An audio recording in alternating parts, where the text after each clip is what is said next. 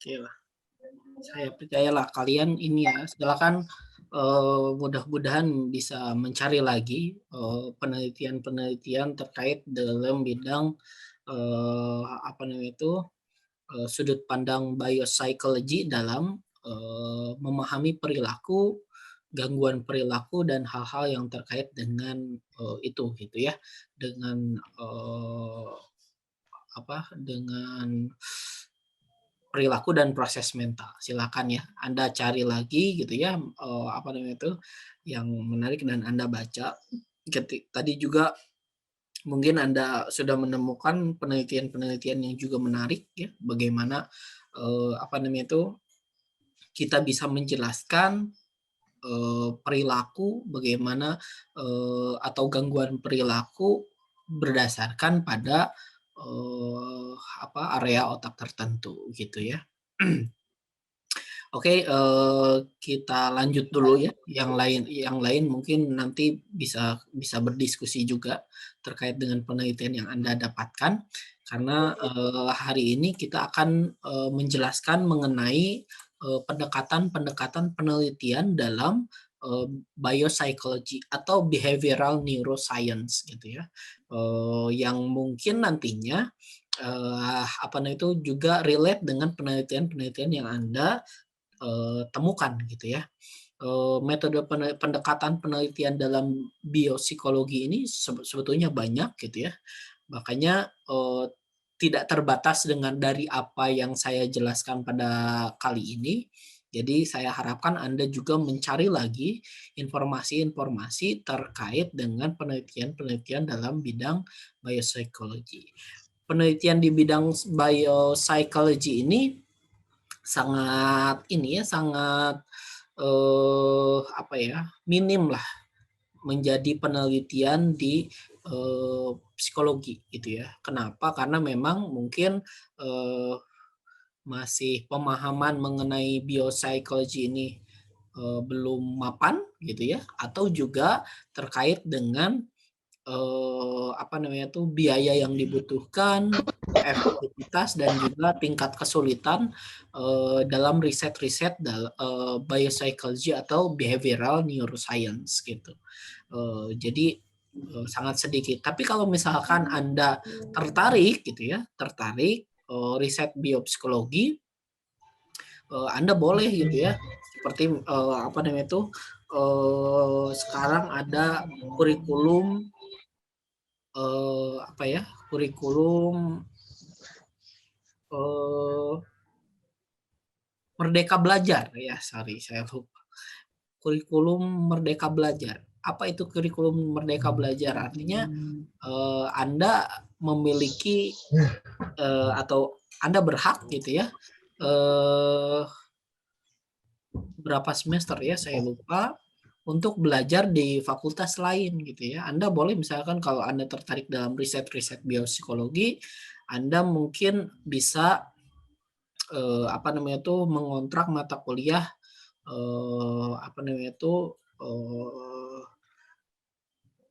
kognisi neuroscience gitu ya, yang terkait dengan hal ini di Fakultas Kedokteran ataupun Fakultas Biologi atau Kimia gitu ya, yang memungkinkan untuk bisa memahami riset di bidang biopsikologi. Jadi nantinya Anda bisa katanya, tapi nggak tahu ya ini dimulainya kapan gitu ya. Tapi riset di bidang biopsikologi ini, kalian punya kesempatan untuk belajar di bidang biopsikologi secara sekilas gitu ya, atau yang tertarik dengan riset biopsikologi dengan mengontrak mata kuliah di fakultas lainnya. Kalau dulu saya di S2 saya bisa ikut belajar dengan fakultas kedokteran untuk belajar mengenai EEG, belajar mengenai metode-metode yang bisa digunakan dalam penelitian psikologi gitu ya dan kedokteran. Mudah-mudahan bisa bisa juga bisa ketika Anda di semester berapa gitu ya sudah bisa berlaku gitu ya. Terkait ini saya ingin menjelaskan perspektif riset dalam biopsikologi gitu ya. Riset dalam biopsikologi ini sangat banyak ya eh, perspektifnya gitu ya, dari berbagai perspektif baik secara struktural, fungsional, evolusi, perkembangan, mekanismenya, aplikasinya gitu ya dalam biopsikologi itu. Jadi perspektif riset biopsikologi ini tidak hanya meneliti tentang seluler, tidak hanya meneliti tentang tidak hanya tentang semacam uh, flow dari satu bagian korteks gitu ya, atau terkait dengan perilaku yang muncul, atau terkait dengan biochemistry gitu ya. Tapi cukup wide gitu ya, cukup luas gitu ya cakupannya. Pertama, perspektif struktural gitu ya, dari misalkan dalam penelitian belajar dan memori gitu ya, misalkan pertanyaan penelitiannya melalui jalan apakah utamanya perilaku berubah sebagai konsekuensi hasil dari pengalaman. Nah, ini lebih pada bagaimana nih apa yang terjadi setelah seseorang mendapatkan belajar dari pengalaman gitu ya, berdasarkan perilaku. Jadi tingkat perilaku juga bagian dari penelitian biopsikologi juga gitu ya. Tapi sudut pandang analisis, pisau analisisnya lebih pada bagaimana pengalaman ini mempengaruhi bagian-bagian biologis dalam otak yang menghasilkan perilaku gitu ya. Terus yang kedua, perspektif fungsional gitu ya, seperti misalkan bagaimana perilaku-perilaku tertentu itu mengarahkan pada seseorang untuk mencari reward ataupun punishment gitu ya. Nah, ini penelitian mengenai reward and punishment ini penelitian yang cukup old gitu ya, cukup sudah lama dikenal dalam psikologi. Yang dilakukan oleh siapa? Ada yang ini nggak? Ada yang ingat mengenai reward and punishment ini penelitiannya oleh siapa? Di psikologi umum mungkin diingat-ingat lagi. Skinner bukan, Pak? Skinner, Pak. Skinner bukan, Pak? Bukan gitu ya. Tapi dalam perspektif biopsikologinya, eksperimennya. Apa? Pavlov bukan, Pak? Pavlov bukan, Pak. Betul, Pavlov ya, Ivan Pavlov. Iya.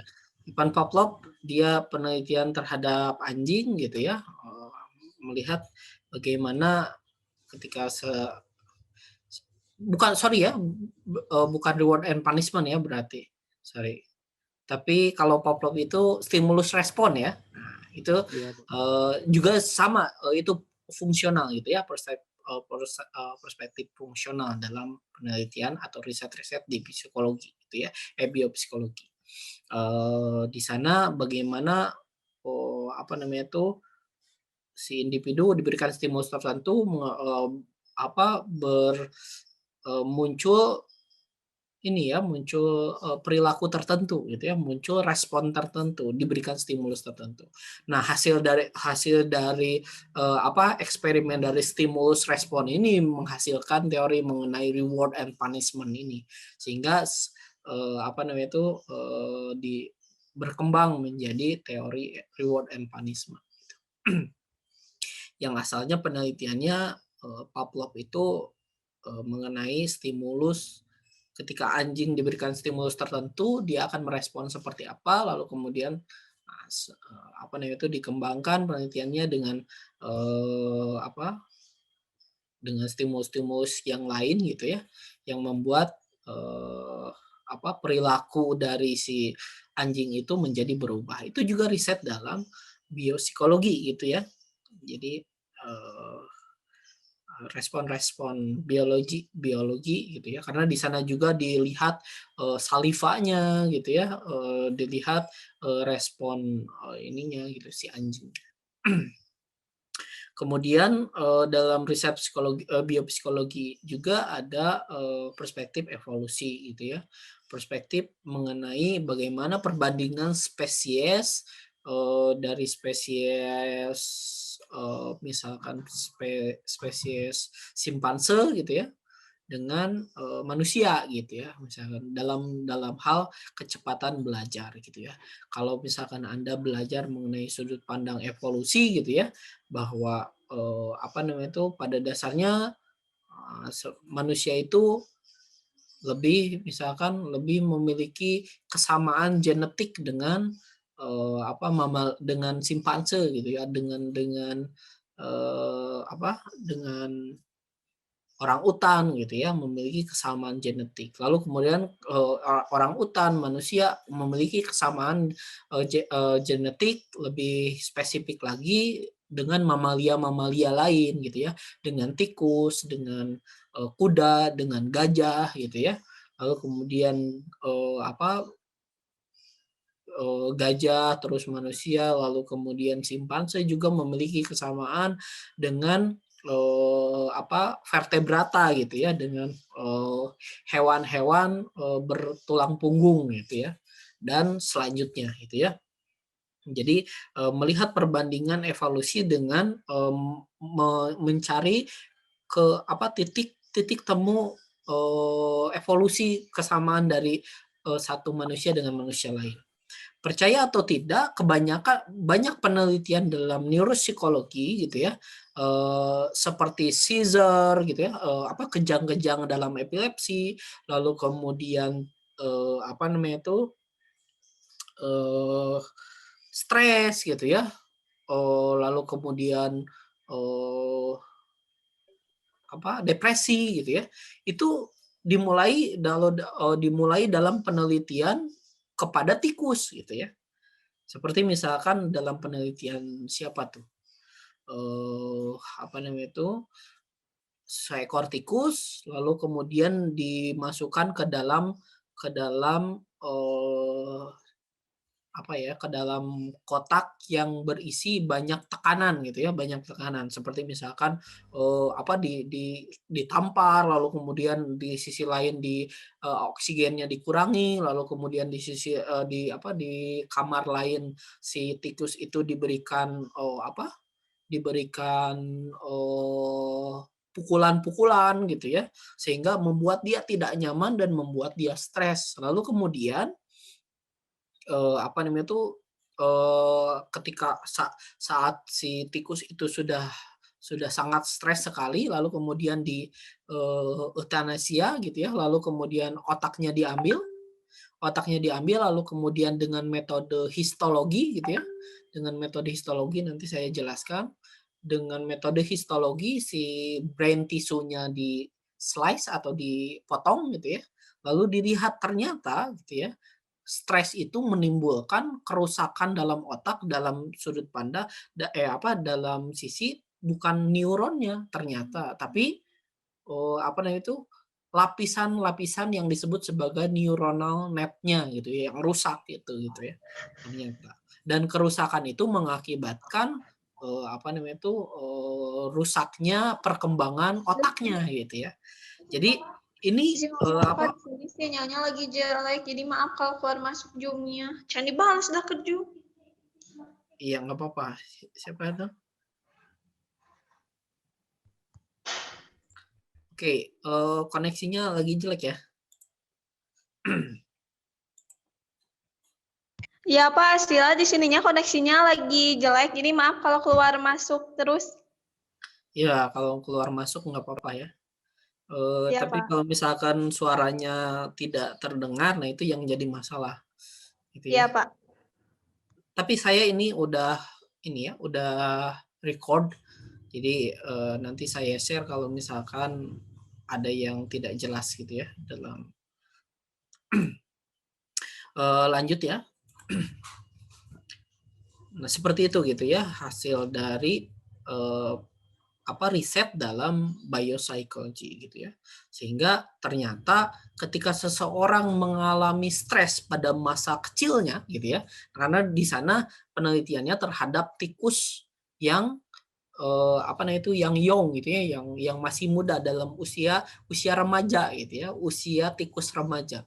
Nah, ternyata ketika pada masa remaja, ketika masa kanak-kanak gitu ya, ketika masa anak dia mengalami stressful gitu ya, ternyata yang rusak itu bukan neuronnya, tapi lapisan neuron yang disebut sebagai neuronal net yang membuat neuron itu rapih gitu ya, dengan koneksinya juga menjadi normal. Nah, ketika neuronal netnya rusak, ternyata si neuron-neuronnya itu berkembang menjadi sangat sangat aneh gitu ya, yang mengakibatkan gangguan perilaku gitu. Sehingga jadi menjelaskan kenapa stres itu menghasilkan perilaku-perilaku yang abnormal gitu ya, bisa dijelaskan karena itu gitu ya. Ketika ketika anak mengalami stres yang tinggi gitu atau remaja mengalami stres yang tinggi menghasilkan perilaku yang perilaku yang tidak normal di masa yang akan datang akibat dari gitu ya, akibat dari kerusakan neuronal net tadi. Nah, itu adalah riset dalam bidang biopsikologi. Lalu kemudian eh, perspektif perkembangan gitu ya, melihat bahwa ya tadi ya, tambahan tadi bahwa penelitian tadi dari tikus tapi digeneralisasi pada manusia. Kenapa? Dalam sudut pandang bahwa manusia dengan tikus memiliki memiliki kesejajaran evolusi yang sama. Artinya otak manusia itu hampir mirip dengan apa yang dimiliki oleh tikus gitu. Dalam ini perspektif evolusi yang tadi ya. Lalu perspektif perkembangan gitu ya. Bagaimana belajar dan memori ini berubah saat kita tumbuh besar atau semakin menua gitu ya. Nah, kalau ini dilihat dari lifespan-nya, dari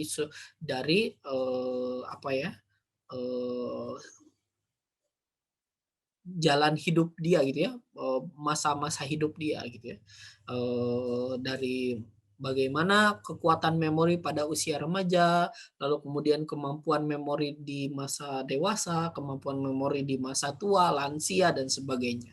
Jadi melihat perubahan perilaku dari sudut lifespan development gitu ya, perkembangan semasa hidupnya. Lalu kemudian perspektif mekanisme atau hal-hal yang terkait dengan mekanisme otak seperti perubahan anatomi gitu ya, kimiawi dalam otak yang berkaitan dengan misalnya mengingat gitu ya. Dalam mengingat ini juga tadi bagaimana lesi yang di didapatkan seseorang di area temporal gitu ya, mengakibatkan disleksia misalkan gitu ya, ketidakmampuan untuk mencerna huruf-huruf gitu ya. Nah, di sini dilihatnya dari sudut pandang riset-riset mekanismenya gitu ya, bagaimana mekanisme otak tertentu mengganggu perilaku-perilaku tertentu. Kemudian perspektif aplikasi gitu ya. Jadi contohnya terapi gen atau terapi perilaku untuk meningkatkan daya ingat pada beberapa pasien yang mengalami kepikunan gitu ya, mengalami demensia gitu ya. Jadi bagaimana pengaplikasiannya gitu ya dari hasil-hasil penelitian biopsychology ini. Itu riset-riset yang terkait perspektif-perspektif riset dalam biopsikologi. Meskipun ini masih banyak ya perspektifnya, tapi kurang lebih mengenai ada yang dari strukturalnya, ada yang fungsionalnya, ada yang evolusinya, ada yang perkembangannya, mekanismenya dan sebagainya. Nah, lanjut ya. Nah, ini pendekatan studi yang ada dalam biopsychology gitu ya, atau behavioral neuroscience. Misalkan ini contoh ya. Contohnya gitu ya, memanipulasi badan gitu ya, memanipulasi si tubuh kita gitu ya untuk menghasilkan perilaku tertentu. Misalkan diberikan terapi hormon gitu ya, menghasilkan perubahan perilaku. Misalkan seseorang diberikan hormon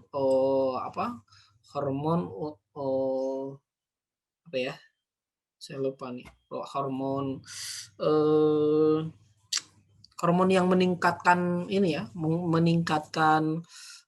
gairah gitu ya, testosteron misalkan gitu ya, yang diberikan kepada seorang. Nah, lalu kemudian dilihat bagaimana efeknya terhadap kekuatan kawin, perilaku gitu ya, kekuatan dia untuk keinginan dia untuk menikah, misalkan keinginan dia untuk melakukan hubungan seksual gitu ya. Lalu kemudian ada juga menstimulasi bagian otak tertentu secara elektrik gitu ya. Nanti saya jelaskan metodenya apa gitu ya. Jadi distimulasi otaknya gitu ya, secara electrical gitu ya. Lalu kemudian dilihat bagaimana perilakunya, seperti misalkan distimulasi area goal orientednya misalnya. Kemudian perilaku yang muncul adalah bagaimana pergerakan dia pada objek-objek yang dimaksud atau yang ditentukan gitu ya. Artinya terus kemudian diberikan dipotong koneksinya gitu ya. Koneksi antara bagian otak gitu ya tertentu gitu ya. Misalkan yang dilakukan oleh penelitian oleh Michael Gazzaniga gitu ya. Dalam penelitian Michael Gazzaniga ini individu itu dipotong corpus callosumnya. Corpus callosum itu adalah jaringan otak gitu ya, jaringan otak yang menghubungkan antara otak kiri dan otak kanan. Lalu kemudian oleh Michael Gazzaniga ini dipotong gitu ya. Makanya Michael Gazzaniga ini disebut sebagai split brain man gitu ya, orang yang memotong otak, jadi di split otaknya antara otak kiri dan otak kanannya itu tidak terhubung gitu ya. Nah, lalu kemudian dilihat rekognisi, stimulus rekognisinya. Nah, penelitian dari Michael Gazzaniga ini menghasilkan banyak insight gitu ya, terutama mengenai otak kanan, otak kiri gitu ya. Dan jadi si pasien ini adalah pasien yang mengalami seizure atau mengalami epilepsi. Nah, ketika dia mengalami epilepsi, lalu kemudian agak sulit disembuhkan gitu ya.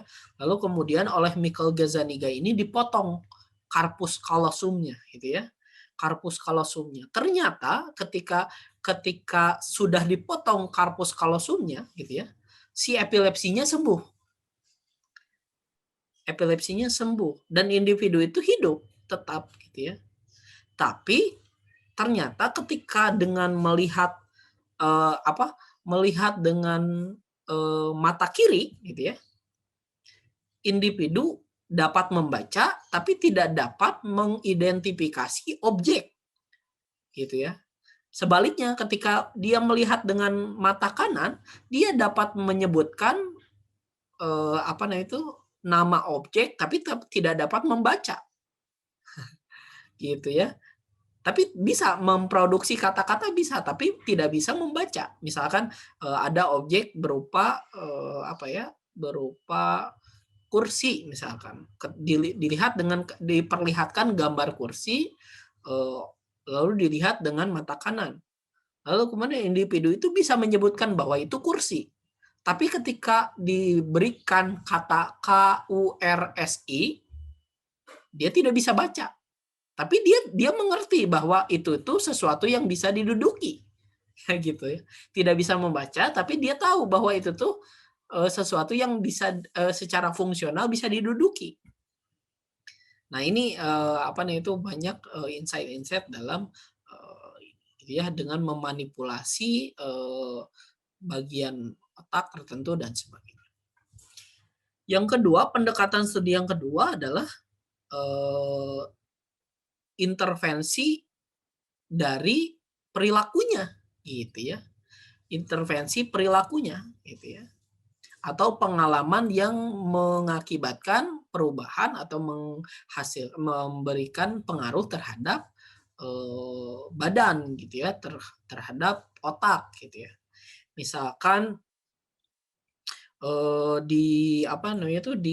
ditempatkan si perempuan dengan laki-laki dalam satu kamar, misalkan ada laki-laki ada perempuan, gitu ya. Lalu kemudian disatukan dalam satu kamar, lalu kamarnya didekorasi dan kamarnya didekorasi seromantis mungkin, gitu ya. Diberikan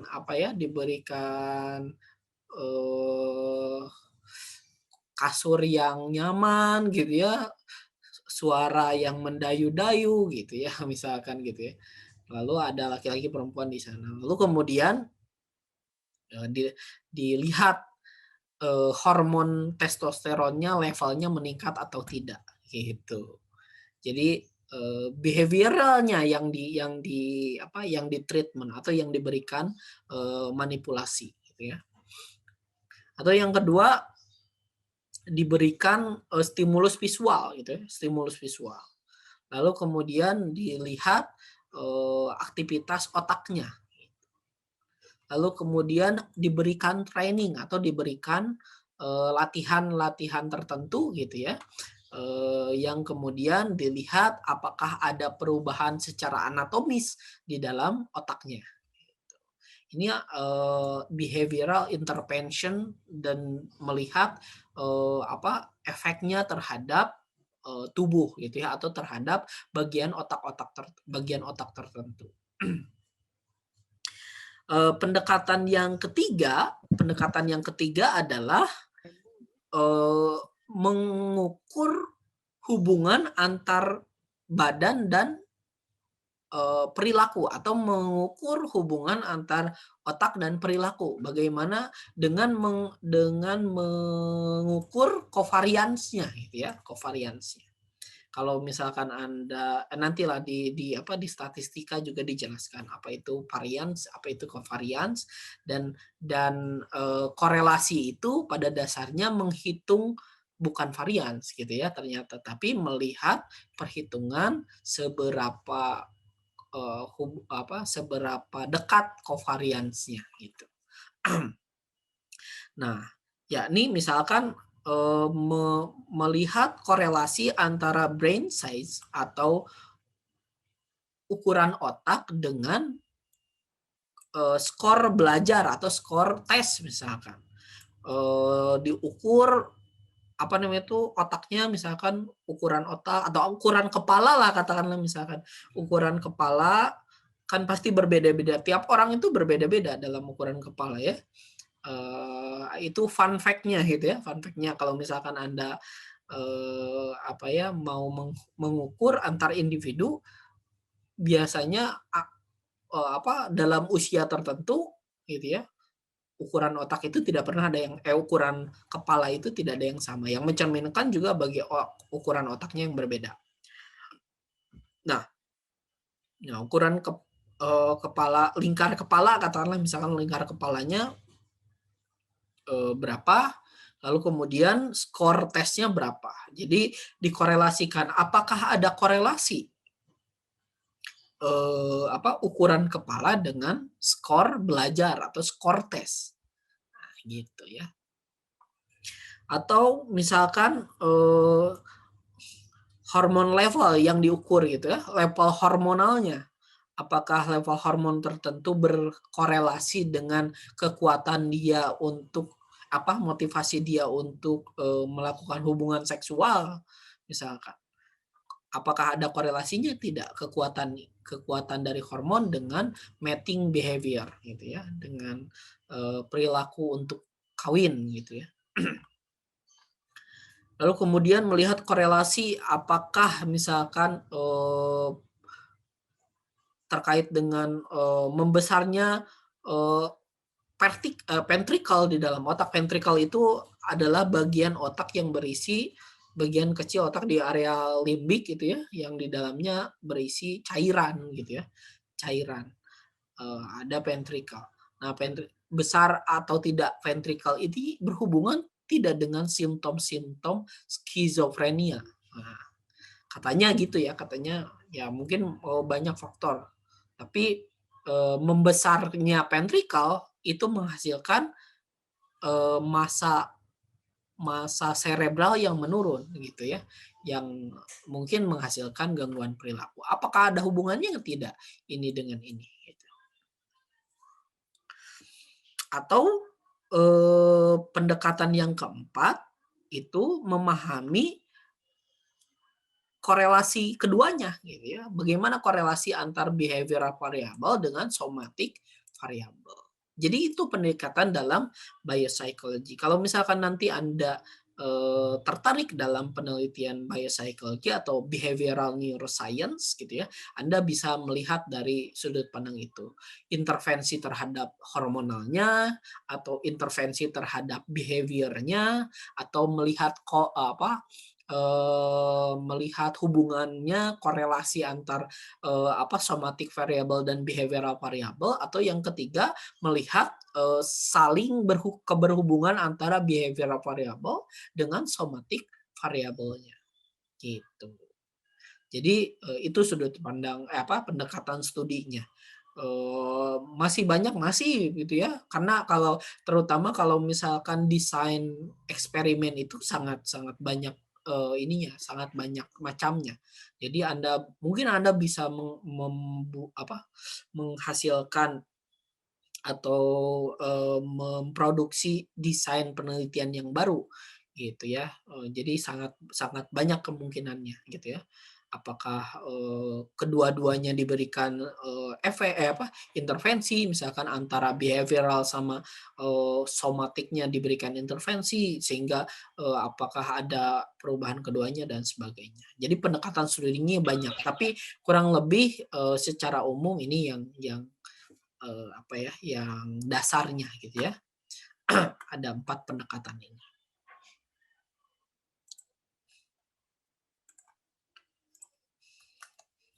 Lanjut. Nah, ini adalah ada beberapa metode dalam penelitian biopsychology. Pertama,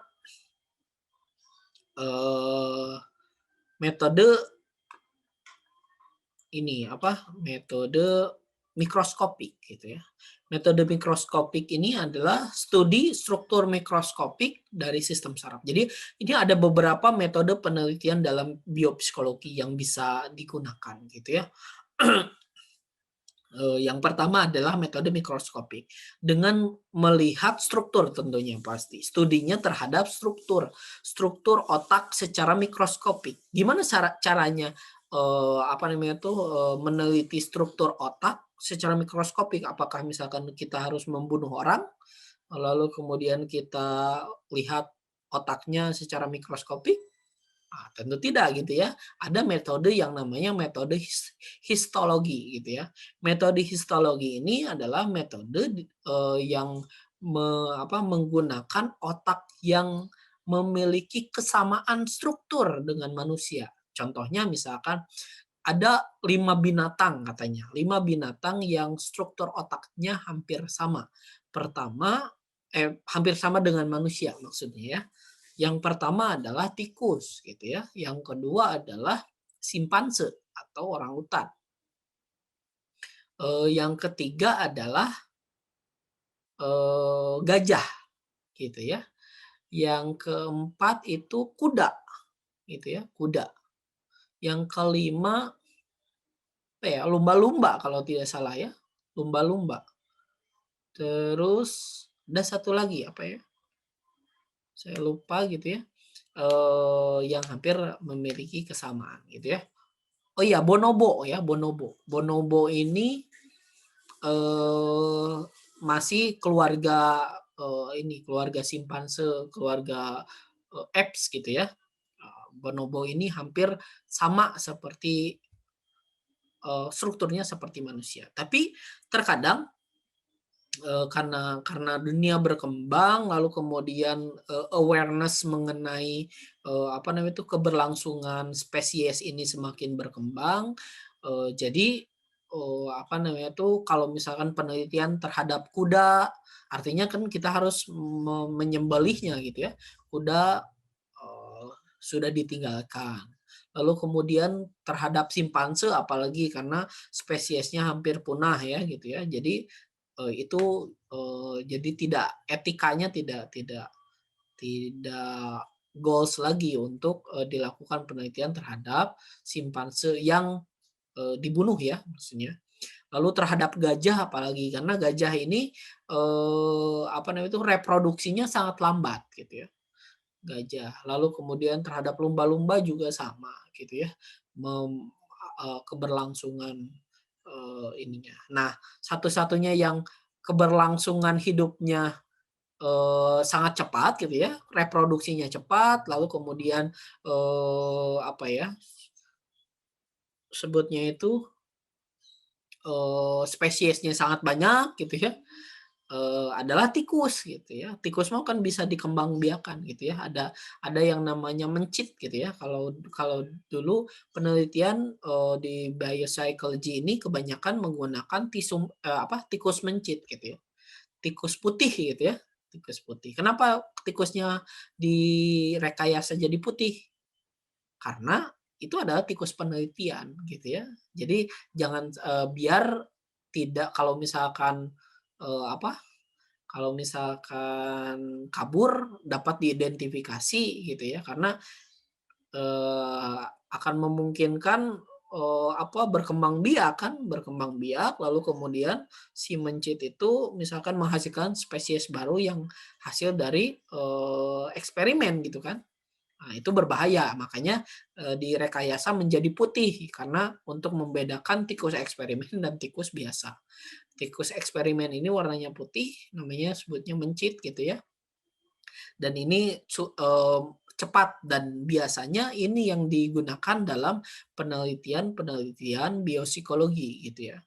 Nah, di sana biasanya si individu mencit ini gitu ya, individu tikus ini diberikan treatment, misalkan diberikan apa ya tergantung ini penelitiannya gitu ya. Seperti tadi contohnya ya, diberikan stressing, diberikan sampai stres gitu ya, dianiaya, di ini gitu ya, diberikan apa hukuman dan sebagainya gitu.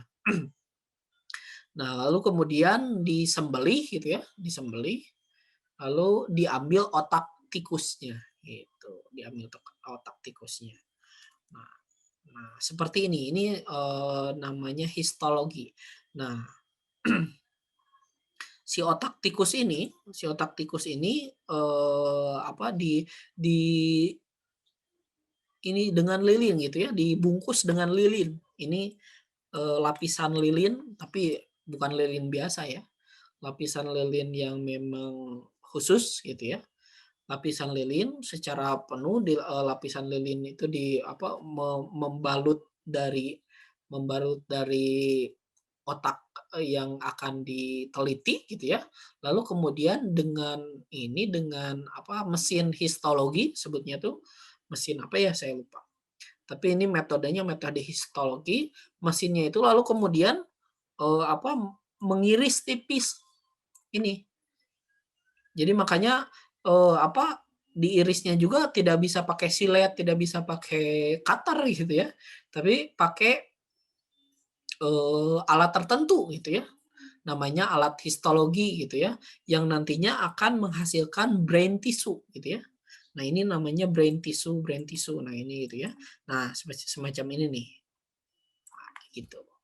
Nah, si brain tissue ini lalu kemudian ditempatkan di sebuah kaca mikroskop, lalu kemudian dilihat struktur struktur bagian dari mikroskopiknya gitu ya. Jadi dilihat misalkan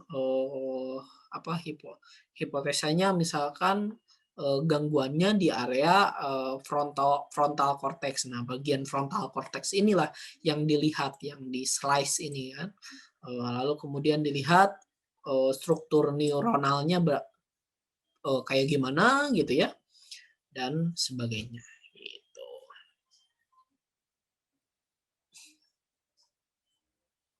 Lalu kemudian ya banyaklah ininya gitu ya. Nah, ini sebutnya metode histologi gitu ya. Melihat struktur neuronal di bagian otak.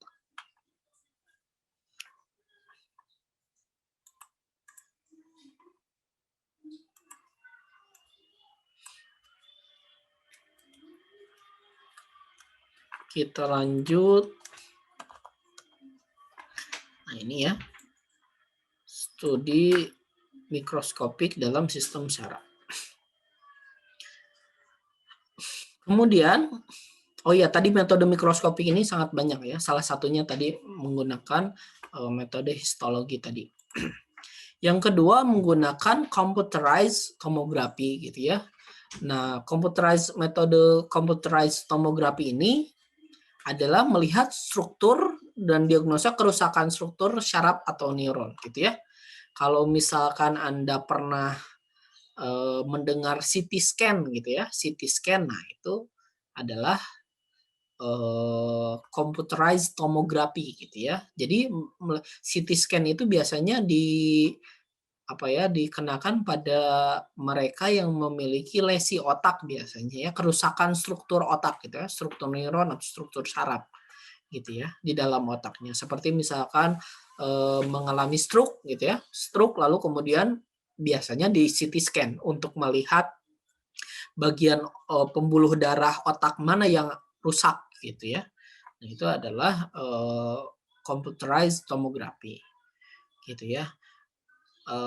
Kalau tadi mikroskopik mah eutanasia ya, jadi si makhluknya harus dibunuh. Tapi kalau menggunakan metode semacam computerized tomography ini tidak tidak membunuh dan tidak invasif gitu ya, atau non invasif. Non invasif itu non invasif itu tidak secara langsung membuka kepala untuk melihat struktur otaknya gitu ya, tidak pakai alat tertentu untuk melihat ke dalam otaknya gitu ya, tidak memasukkan benda apapun misalnya ke dalam otak ya, karena ini seperti computerized tomography, positron emission tomography itu sifatnya non invasif gitu ya, dan kelompoknya imaging gitu ya, magnetic imaging biasanya. Bukan biasanya, memang begitu ya, magnetic imaging metodenya, atau penggambaran secara magnetis gitu ya, oleh gelombang magnetis gitu. Studi struktur diagnosa kerusakan struktur saraf, lalu kemudian studi mengenai aktivitas yang berkorelasi ya di antara struktur saraf. Jadi kalau CT scan itu melihat kerusakannya. Kalau PET atau positron emission tomography itu melihat aktivitas yang berkorelasi. Aktivitas otak tertentu berkorelasi dengan apa gitu ya, dengan bagian apa dan sebagainya gitu ya. Itu pakainya metode positron emission tomography. Lalu kemudian kalau yang ketiga adalah magnetic resonance imaging. Masih magnetic imaging, sama dengan CT scan, sama dengan PET gitu ya. Magnetic resonance imaging. Magnetic resonance imaging ini studi mengenai struktur saraf yang lebih detail gitu ya. Jadi kalau MRI itu lebih melihat ke slice otak gitu ya, ke potongan-potongan otak gitu ya, bukan potongan otak dari depan sampai belakang gitu ya. potongan otak depan, mundur terus gitu ya sampai belakang gitu ya, tapi menggunakan tidak menggunakan histologi gitu ya, tidak menggunakan pemotongan otak, tapi langsung secara imaging gitu ya, pakai pakai magnetic resonance imaging. Jadi dilihat bagian struktur saraf, dan biasanya kalau MRI itu melihat gangguan, biasanya disorder dalam dalam struktur otak, sistem saraf. Lalu kemudian yang keempat dalam magnetic imaging adalah ada functional MRI atau fMRI. Nah, fMRI ini lebih detail daripada MRI, tapi metodenya sama, tapi alatnya berbeda, gitu ya, alatnya berbeda. Nah, untuk fMRI ini dia metode ini digunakan untuk melihat aktivitas otaknya, gitu ya. Beda kalau MRI. Kalau MRI itu melihat kerusakan. Kalau fMRI ini studi mengenai aktivitas area sistem sarafnya, gitu ya. Aktivitas area temporal, misalkan aktivitas area oksipital, aktivitas area prefrontal cortex, area area parietal cortex misalkan, dan sebagainya itu ya. Jadi dilihat aktivitas otaknya. Misalkan ketika seseorang mengingat, ketika seseorang mencerna sesuatu, mencerna informasi sesuatu, atau sedang belajar, bagian otak mana yang aktif gitu ya, melihat blood flow gitu ya, blood flow gitu ya, blood flow. Nah, melihat blood flow. Jadi melihat jadi asumsinya dalam fMRI ini, ketika individu memproses aktivitas kognitif tertentu gitu ya, atau memproses perilaku, si bagi oksigen gitu ya, oksigen ya, darah yang berisi banyak oksigen akan memenuhi area tersebut gitu ya. Seperti misalkan ketika Anda berpikir, nah area frontal cortex Anda itu akan banyak dialiri darah dan oksigen. Nah, itu ya. Dilihat itunya gitu ya, dilihat flow itu gitu ya. Nah, kalau dilihat flow itu, dilihat bahwa ketika aktivitas perilaku tertentu, maka dia sedang mengalami apa, atau ketika dia sedang mengingat, bagian otak mana yang aktif gitu ya, dan sebagainya. Itu adalah fMRI. Selanjutnya juga selain fMRI ada diffusion tensor imaging, masih kelompok imaging magnetik ya, atau kalau diffusion tensor imaging ini jadi studi jalur fiber syarafnya gitu ya. Ya tadi yang aliran darah itu masuk ke area mana saja gitu ya. Nah, itu disebut sebagai tensor flow gitu ya. Tensor flow. Nah, si tensor flow ini gitu ya, dilihat strukturnya bagaimana.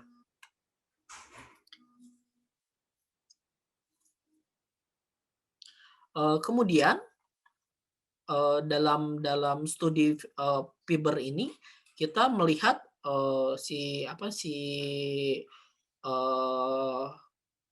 peneliti itu melihat bagaimana flow dari tensor ini ketika seseorang melakukan perilaku tertentu gitu ya, ketika melakukan aktivitas kognitif biasanya yang digunakan. Nah, ini 5 metode ini adalah metode imaging gitu ya. Oh iya, ditambah mungkin ini magnetoencephalografi gitu ya. Magnetoencephalografi juga studi mengenai aktivitas otak, sama masih menggunakan imaging gitu ya. Sebagai ininya kita lihat.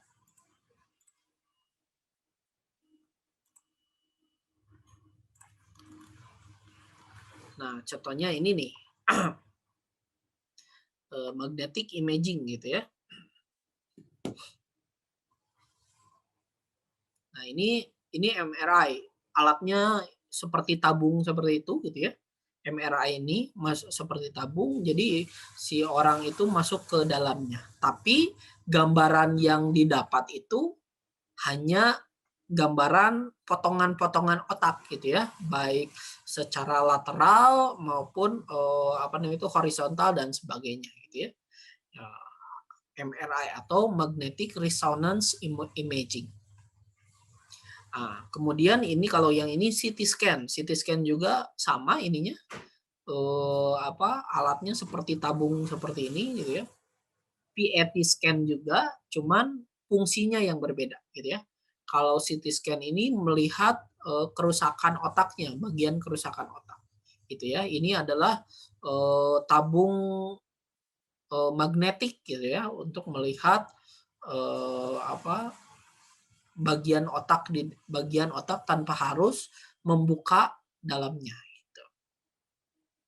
Lalu kemudian di sini ada PET scan, masih sama juga gitu ya.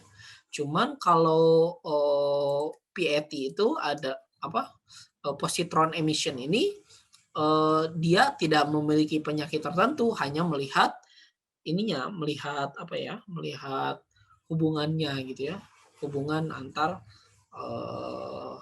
bagian otak tertentu berkaitan dengan perilaku apa. Nah, kalau MEG ini tidak harus dia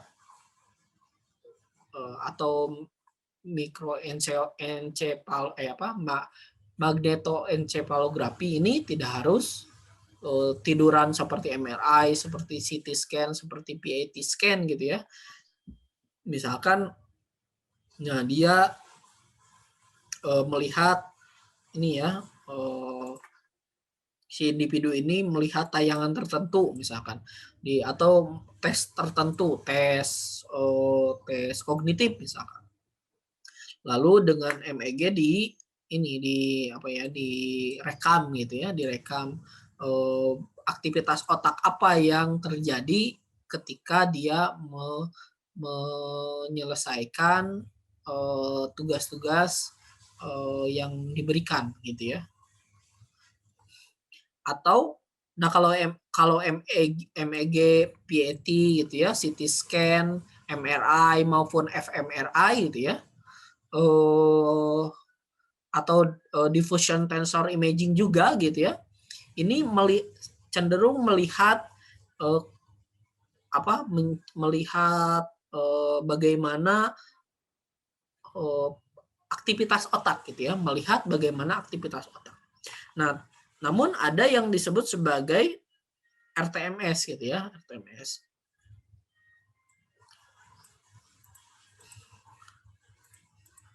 Nah, kalau RTMS ini, repeat transcranial magnetic stimulation gitu ya. Nah, ini juga masih magnetik ya.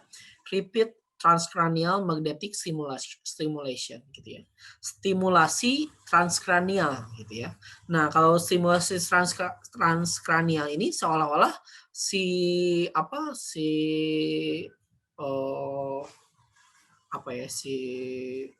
orang yang memeriksa itu memberikan treatment ke dalam otaknya gitu ya, memberikan manipulasi pada otaknya menggunakan RTMS ini gitu ya.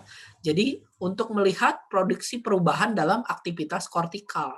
Tapi bagian kortikal saja, misalkan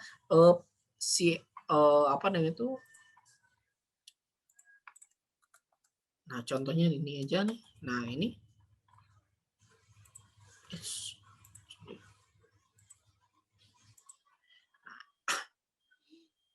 Nah, jadi ini sebutnya itu transcranial magnetiknya dia menstimulasi bagian kortikal. Nah, misalkan menstimulasi bagian frontal cortex, menstimulasi bagian temporal cortex, parietal cortex dan sebagainya gitu ya. Tapi hanya cakupannya kortikal gitu ya, tidak sampai tidak bisa dilihat secara neuronal sebetulnya gitu ya. Karena kalau di tingkat neuronal mungkin bagian-bagian lain gitu ya. tapi kortikal gitu ya. Jadi misalkan pemahaman kita mengenai bagian-bagian korteks yang memproses hal-hal tertentu itu perlu dipahami dalam menggunakan repeat transcranial magnetic stimulation ini gitu ya.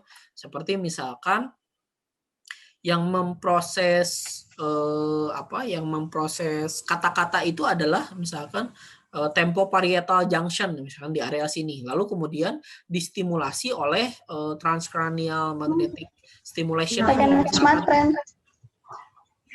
Bisa. Ya, halo. Dari mana sinyalnya? Lengit, oh bisa dari mana X? Siapa yang berbicara itu coba di ini dulu, di mute dulu.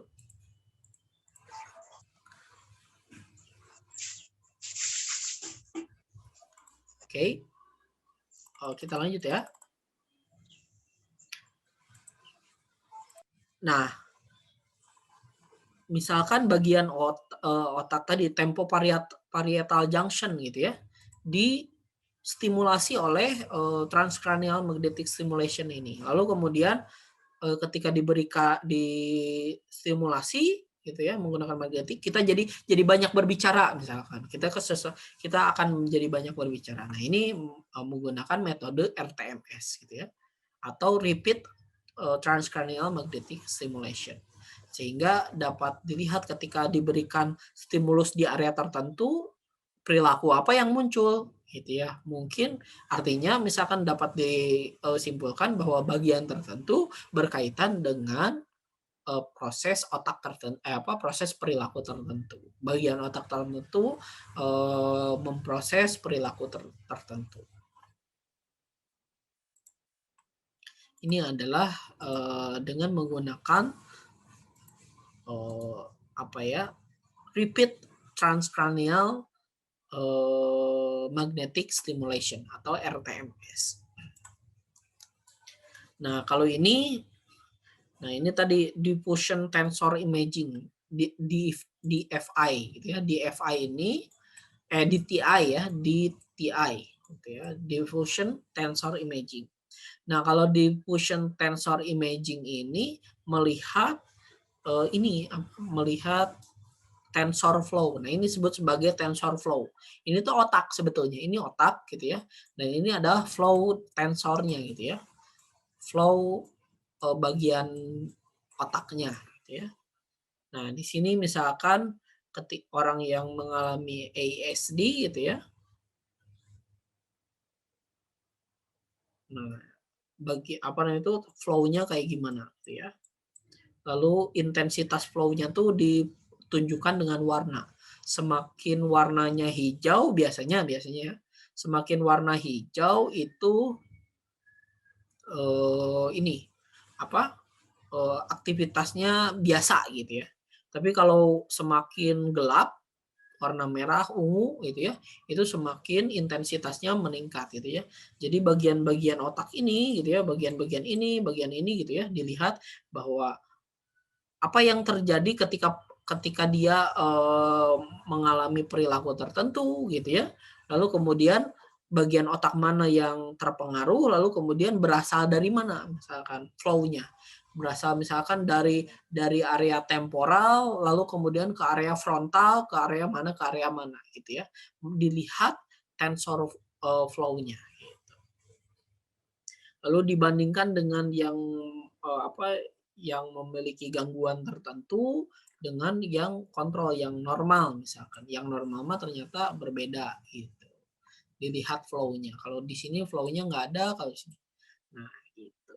Jadi dilihat sampai sedetail itu, sedetail proses otak yang bekerja di dalam otak melalui tensor flow-nya gitu ya. Ini diffusion tensor imaging.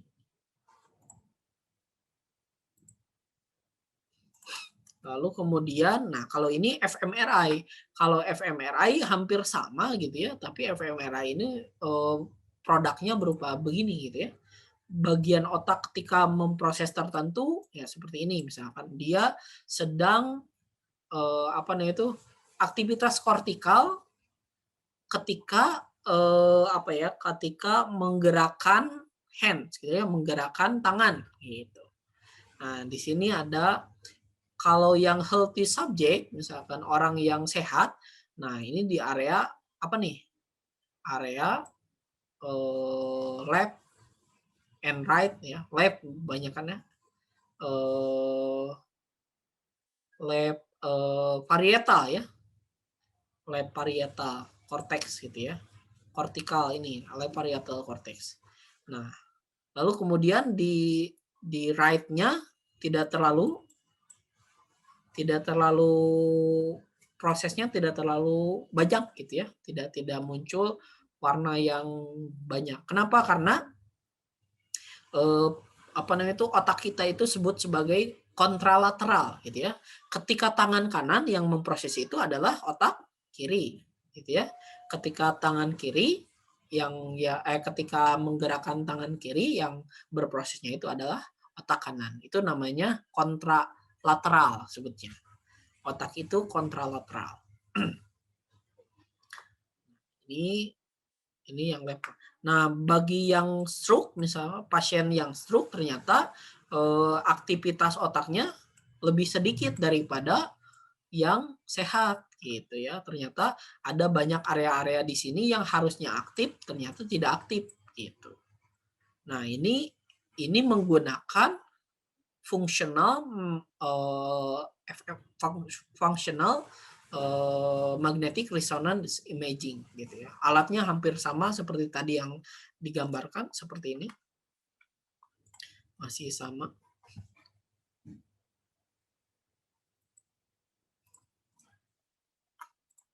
Sorry. Alatnya hampir seperti ini gitu ya. Sama, hampir sama. Kalau sekarang ada yang lebih canggih lagi katanya. Yang dianya sambil duduk seperti MEG ini. Nah, ini fMRI. Gitu ya. Dilihat misalkan visual region gitu ya. Ketika ini area visual atau area oksipital gitu ya. Area oksipital otak. Misalkan ketika dia melihat sesuatu visual yang aktifnya tuh area ini gitu ya.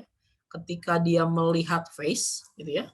Ketika dia lihat muka orang, ternyata yang aktifnya juga bukan hanya area oksipital, ternyata yang aktif itu area ini juga, area temporal juga gitu ya, area temporal ini juga.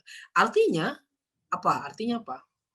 Jadi ketika kita melihat objek dengan ketika kita melihat manusia itu beda prosesnya. Gitu ya. Ketika kita melihat objek, mungkin tidak ada area temporal yang terlibat atau area emosional gitu ya. Jadi di sini adalah area temporal ya, area yang memproses emosi gitu. Area yang memproses emosi di area sini tuh.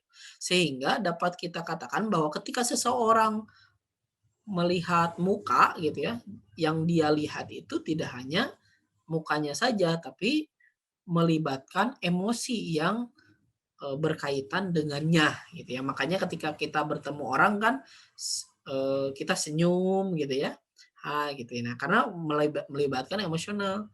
Beda dengan misalkan kita melihat objek tertentu, misalnya melihat tiang listrik gitu ya kan, Anda tidak langsung senyum gitu ke tiang listrik kan, enggak ya, gitu ya. Tapi ketika ketemu orang pilihannya dua gitu ya, senyum atau baud gitu ya, atau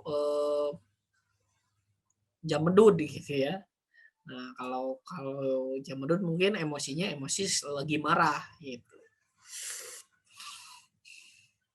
Nah, kemudian di sini ada juga ketika dia melihat objek place gitu ya, tempat gitu ya, tempat, rumah, mungkin rumah juga sedikit tidak hanya di area oksipital juga area temporal. Kenapa? Mungkin rumah itu memiliki muatan emosional juga gitu ya. Kalau melihat objek atau melihat apa, scrambled picture atau misalkan objek yang tidak jelas misalkan. Nah, ini bagian-bagian yang muncul gitu ya, bagian-bagian.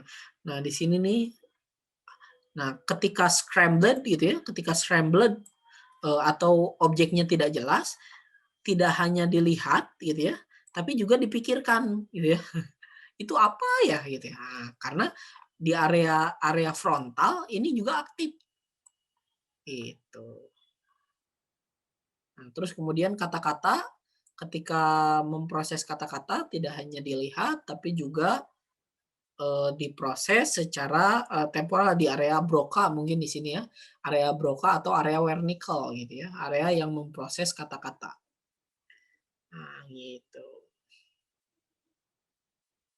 Dan selanjutnya gitu ya, bagian-bagian tertentu. Nah, ini adalah fMRI. Jadi kebanyakan sekarang penelitian-penelitian menggunakan fMRI sih gitu ya. Karena fMRI ini dianggap apa namanya itu lebih mencerminkan bagaimana proses perilaku itu terjadi gitu ya di dalam otak. Jadi kita bisa melihat keterhubungan satu bagian otak tertentu dengan bagian otak yang lain. Dan mungkin tapi mungkin sekarang lebih memakai DTI yang tadi ya. Kalau DTI itu kan jauh lebih ini ya, lebih detail daripada fMRI ini.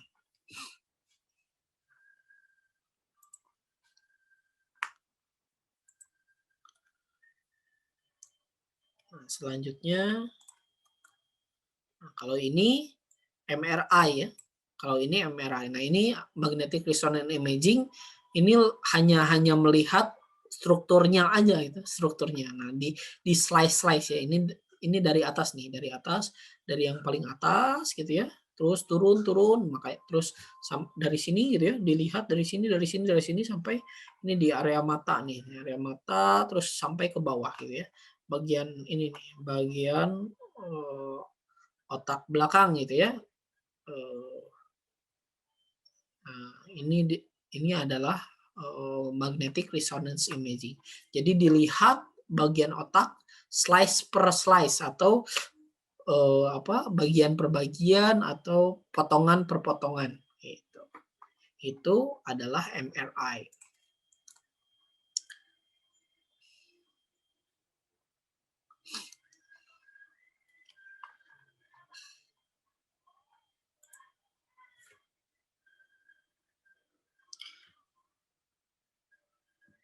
Halo, masih ada? Masih ada? Ada, Pak. Ada, Pak. Irpa.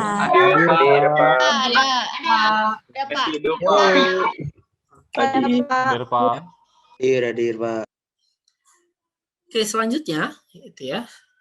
Selain imaging ada yang mencari atau melihat metodenya dengan melihat brain waves, dengan melihat gelombang otak gitu ya. Kalau gelombang otak itu biasanya menggunakan elektroencephalogram gitu ya atau EEG. EEG ini adalah studi aktivitas otak gitu ya, terutama pada saat dia tidur atau bangun atau sedang mengalami kejang gitu. Dan biasanya EEG ini kalau di kedokteran itu digunakan untuk mendiagnosa epilepsi gitu. Karena kalau epilepsi gelombang otak kan yang terlihat gitu ya. Elektroencephalogram karena terkait dengan kejang-kejang gitu ya. Nah, studi mengenai aktivitas otak terutama ini untuk melihat brain waves-nya. Yang kedua, event related potential recording. Event related potential recording ini studi respon otak terhadap stimulus gitu ya, menggunakan dan mengadaptasi EEG. Sama menggunakan EEG, tapi kalau elektroencephalogram biasanya hanya menggunakan metode EEG itu melihat ketika dia kondisi tidur gitu ya. Kalau event related potential recording itu ya melihat event relate gitu ya. Gelombang yang mendahului seseorang melakukan perilaku. Nah, gitu ya. Jadi studi tentang respon otak menggunakan EEG, jadi melihat bagaimana potensial relatednya atau event related potensialnya. Kalau tadi kan kalau dalam imaging kita bisa lihat ya perilaku tertentu berkaitan dengan bagian otak mana saja.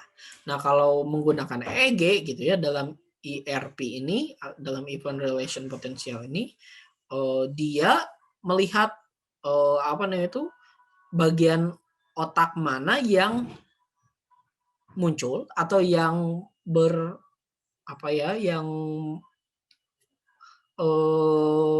yang berubah atau yang menghasilkan gelombang sebelum perilaku gelombang yang munculnya keluar gitu.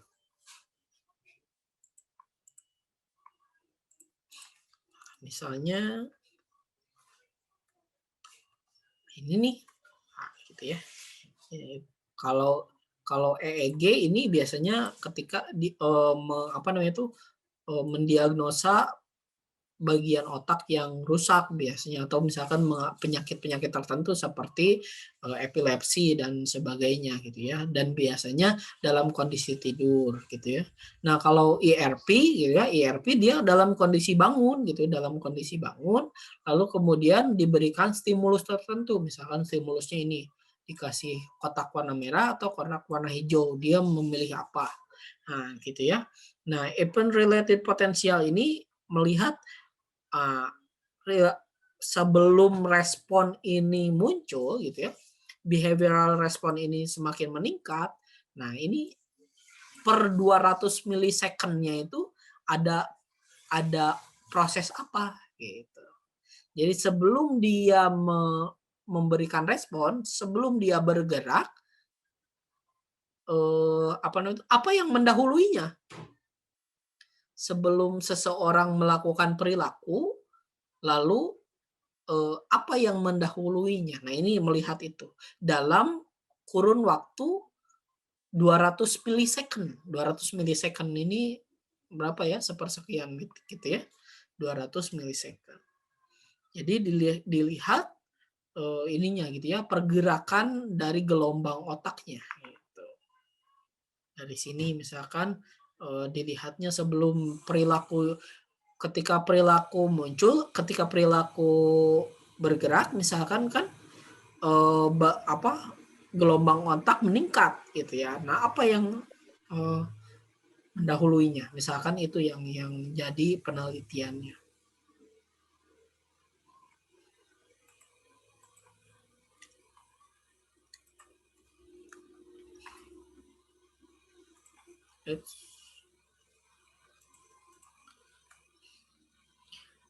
Kemudian, nah ini juga gitu ya, dilihat dari gelombang otaknya gitu ya. Jadi gelombang otak itu ada gelombang otak gamma, ada gelombang otak beta, ada gelombang otak alfa, ada gelombang otak theta gitu ya, dan juga gelombang otak delta. Gitu. Kalau misalkan gelombang otak gamma gitu ya, atau saya mulai dari alfa saja ya, gelombang biar tidak sulit, alfa, beta, theta, delta, gamma ya. Nah, gelombang otak alfa ini biasanya muncul ketika seseorang itu sedang santai gitu ya, sedang santai, sedang restful gitu ya. Gelombang otaknya seperti ini, gelombang alfa. Kalau misalkan Anda sedang di WC gitu ya, sedang buang air besar, biasanya kan ngehuleng gitu ya. Nah, itu gelombang otaknya adalah gelombang otak alfa gitu ya, dalam kondisi yang santai gitu.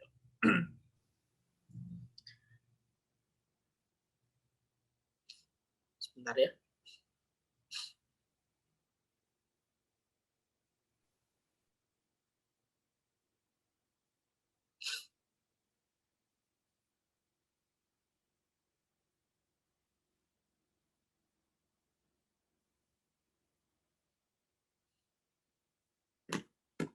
Ya, kemudian gelombang gelombang otak beta gitu ya. Kalau misalkan di EEG itu muncul gelombang beta.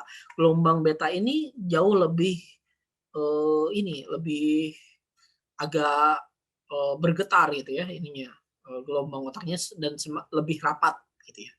Nah, gelombang beta ini ketika seseorang aktif berpikir gitu ya, aktif berpikir.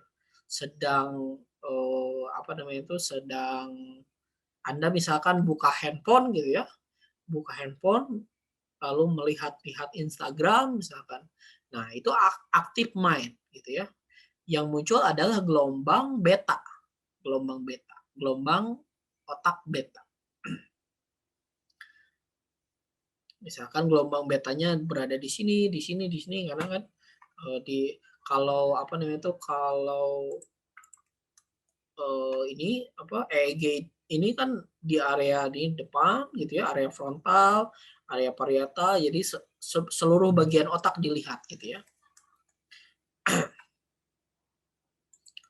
Nah, ini gelombang beta ketika Anda sedang sibuk, ketika Anda sedang berpikir gitu ya.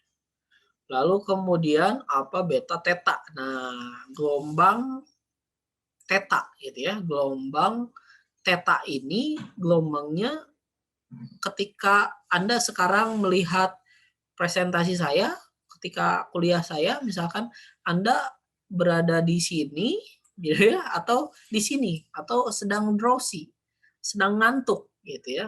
Nah, gelombang otak theta ini muncul ketika seseorang sedang mengantuk gitu ya. Misalkan Anda sekarang sedang mengantuk. Gelombangnya begini gitu ya, gelombang otak gitu ya.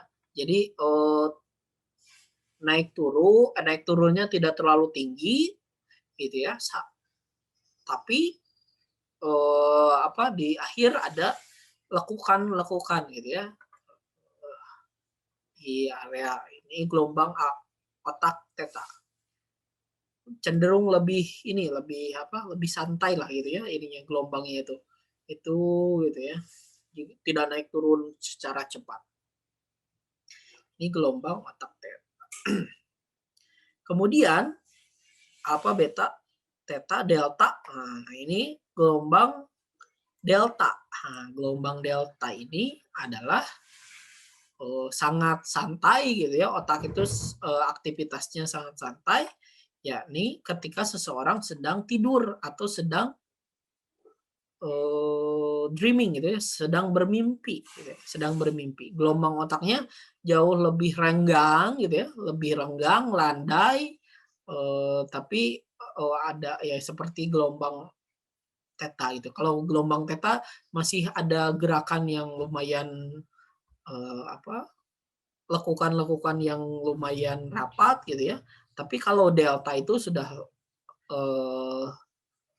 lebih santai gitu ya. Kemudian yang terakhir gelombang otak gamma. Nah, gelombang otak gamma ini ketika Anda melakukan penyelesaian sesuatu atau problem solving atau sedang konsentrasi. Nah, misalkan Anda ini sedang melihat presentasi saya lalu sedang mendengarkan kuliah saya, ini mungkin gelombang gamma gitu ya. Muncul pertanyaan-pertanyaan dalam otak Anda. Jadi otak Anda sangat aktif gitu ya. Nah, ini adalah gelombang otak gamma. Gitu ya. Dihitungnya per per 1 detik gitu ya, per 1 detik. Nah, ini milisecond, ini detik gitu ya, 1 detik. Jadi misalkan dalam 1 detik itu segini mungkin gitu ya. Segini, ini gelombangnya apa? Misalkan ini gelombangnya gelombang beta gitu ya, gelombang beta gitu ya. Kemudian lalu semakin renggang, nah mungkin sedang mengantuk gitu ya, dan selanjutnya. Ini dalam kondisi mengantuk mungkin ya. Nah, ini wake lagi gitu ya. Gelombang beta lagi. Atau gelombang alpha gitu.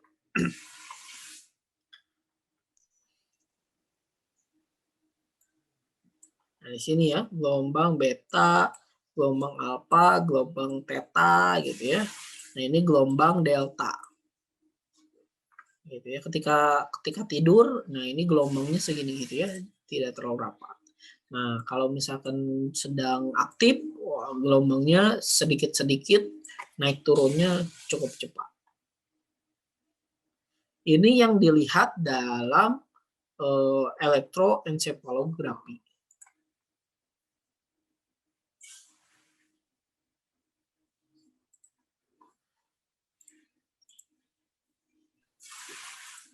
Kita sampai jam berapa ya? 14.40, Pak. 40 ya, udah habis berarti ya? Sudah, Pak. Ya, Pak. Udah habis 3 menit ya. Ya gitu ya, ini apa itu yang menggunakan encephalografi. Sedikit lagi nih, dua slide lagi aja ya.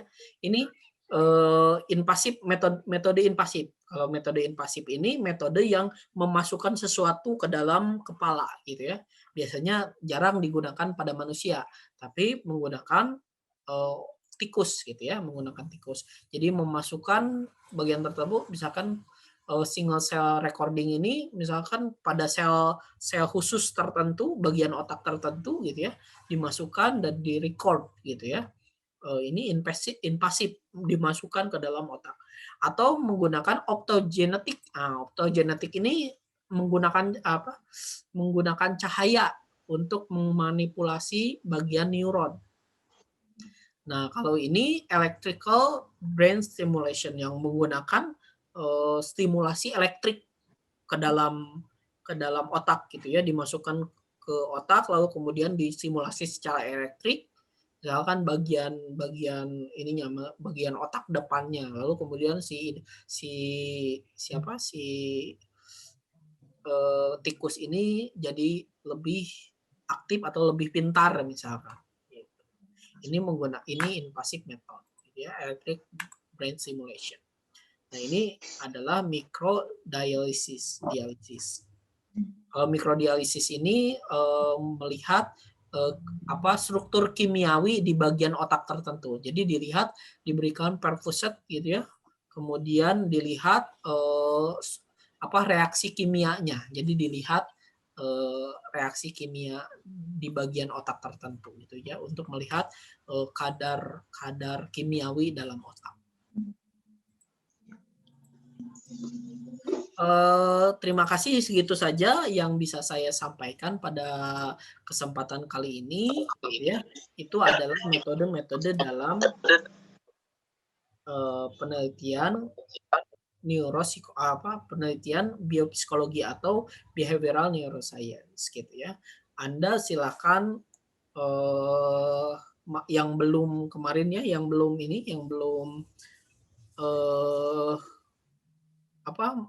melihat mencari sebuah jurnal, silakan untuk minggu depan tugasnya adalah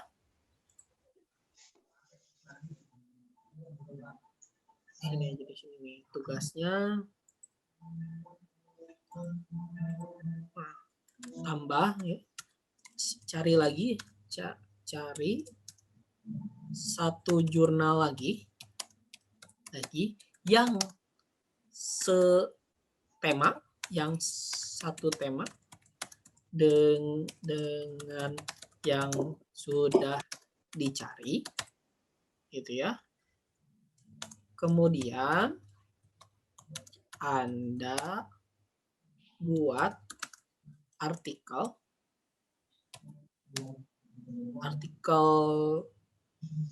minimal 500 kata saja gitu ya. Satu halaman HPS gitu ya, atau lebih sedikit gitu ya. 500 kata minimal buat artikel mengenai tema itu. Mengenai tema atau bahasan jurnal tersebut. Gitu ya.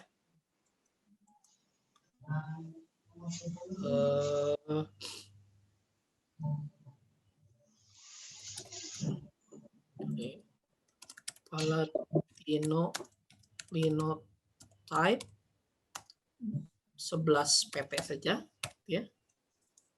Single space. single space, lalu kemudian A4 gitu ya. Sertakan sumber yang Anda rujuk ya, 2 jurnal tadi yang dirujuk. Misalkan sumber yang dirujuk, jadikan file PDF.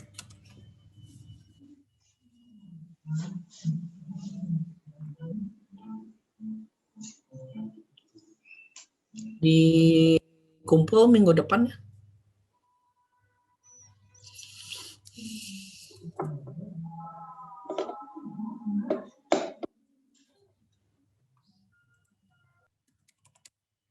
Yes. Sorry.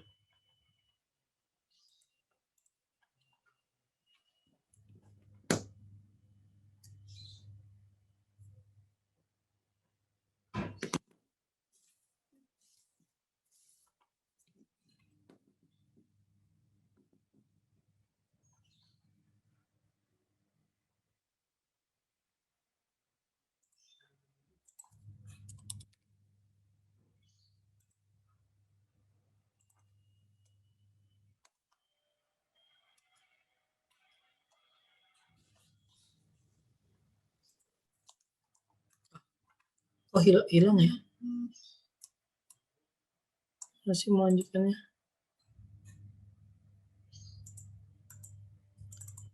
Tadi sudah ini nggak? Aduh.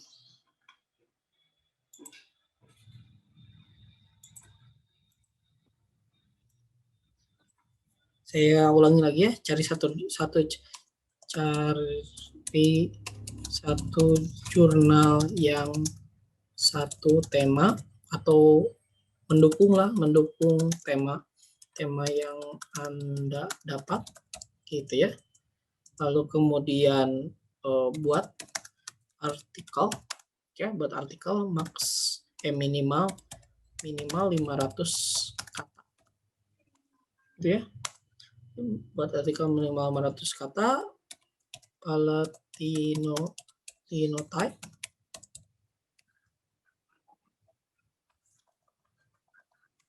linotype 11 point, lalu kemudian single space dalam A4,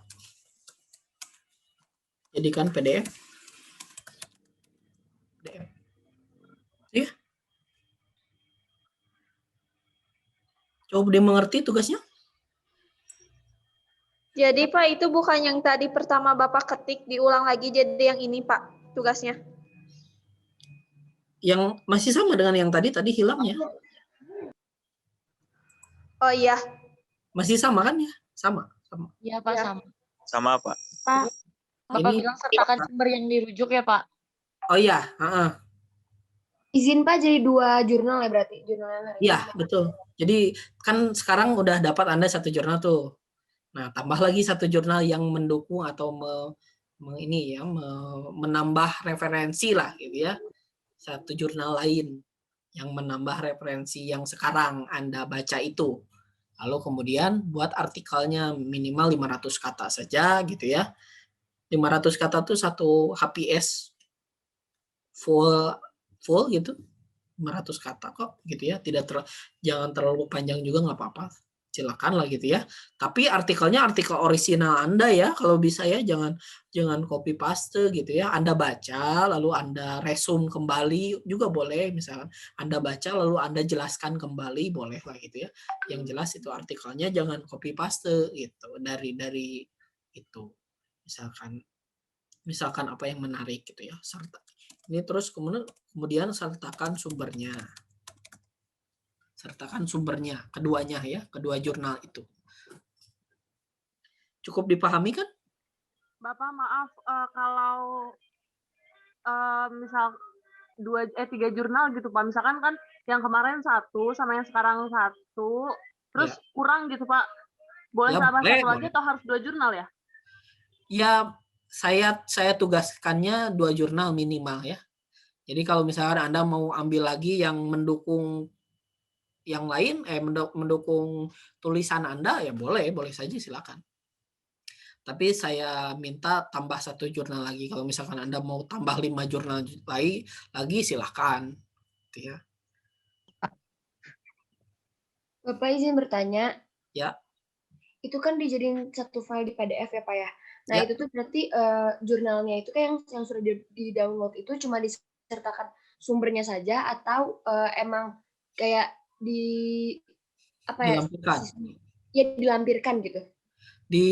Disertakan sumbernya, jangan dilampirkan jurnalnya.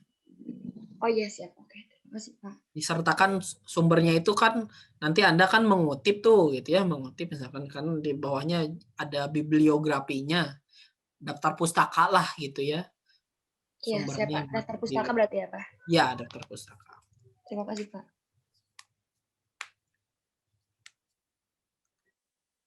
Sudah ya, cukup ya? Bapak izin bertanya. Ya, silakan. Tadi Bapak bilang dikumpulkan ya, kalau yang tugas ini itu gimana Pak sistem ngumpulnya atau? Nanti dikumpulnya saya beri Google Form. Baik Pak. Google Formnya nantilah saya share minggu depan lah ya. Kalau ada deadline waktunya gitu Pak? Ya minggu depan. Oh oke. Siap Pak. Minggu depan tuh berarti Selasa kan? Selasa depan. Siap Pak, makasih. Ya. Udah cukup? Cukup Pak. Nah, kalau sudah cukup, terima kasih atas perhatian Anda. Dalam kuliah kali ini, semoga bermanfaat. Saya tutup saja, mohon maaf saya mengambil waktunya. Terima kasih. Assalamualaikum warahmatullahi wabarakatuh. Waalaikumsalam.